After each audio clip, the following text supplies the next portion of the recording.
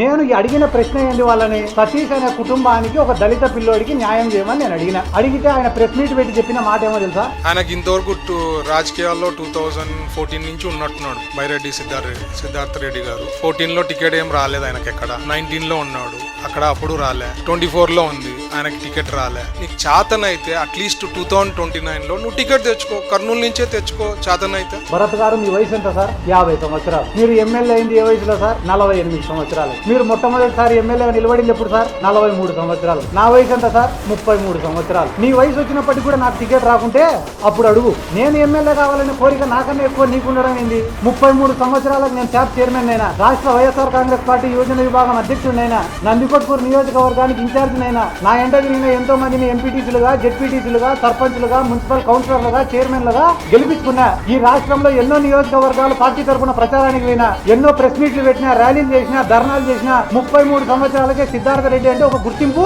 నేను తెచ్చుకున్నా. అదే 33 సంవత్సరాలకు మీరు ఉయ్యాలు ఊగుతాయినారా సార్? నేను అడిగే ప్రశ్న ఏంది, సతీష్ అనే కుటుంబానికి న్యాయం చేయండి సార్ అని నేను అడుగుతుంటే, సిద్ధార్థ టికెట్ తెచ్చుకో, నిలబడు, ఇదే నువ్వు మాట్లాడే మాట?